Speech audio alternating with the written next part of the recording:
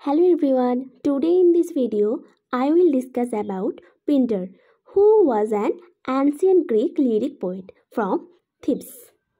So let's start the discussion without further delay. Pindar belong করেন 522 to 443 BC. চলো পিন্ডারের সম্বন্ধে কিছু ইনফরমেশন জেনে নিই। Pindar was an ancient Greek lyric poet from Thebes. Pindar ছিলেন থিবসের একজন প্রাচীন গ্রিক গীতিকার কবি।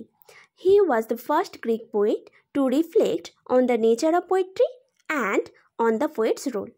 তিনিই প্রথম গ্রিক কবি যিনি কবিতার প্রকৃতি এবং কবির ভূমিকা নিয়ে চিন্তাভাবনা করেছিলেন। His poetry illustrates the beliefs and values of archaic Greece at the dawn of classical period. তেনার কবিতায় ধ্রুপদী যুগের সূচনা লগ্নে প্রাচীন গ্রিসের বিশ্বাস ও মূল্যবোধের চিত্র ফুটে উঠেছে।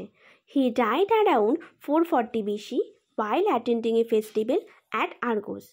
440 খ্রিস্টপূর্বাব্দে আর্গোসের একটি উৎসবে যোগদানের সময় তিনি মারা যান। মেজর ওয়ার্কসগুলো কী কী চলো দেখে নিই। One book of hymnai hymns. আমরা এভাবে না মনে রেখে আমরা কীভাবে পড়তে পারি? Hymns, paeans, dithyrambs, professionals, song for light dance, laments and victory odds.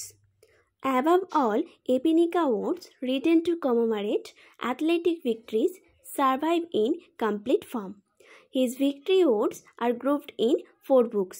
আমরা এইমাত্র জানলাম ভিক্টরি ওডসের 4টি বুক রয়েছে। সেগুলো কী কী? Olympian, Pythian, Isthmian and Nemean games. Pindaric ode. There are 3 types of literature, stanza in each ode based on choral position. সেই 3টে কী কী? Strophe right to left, antistrophe left to right and epode in a circle. আজ এইটুকুই, দেখা হচ্ছে next ভিডিওয়। Bye bye.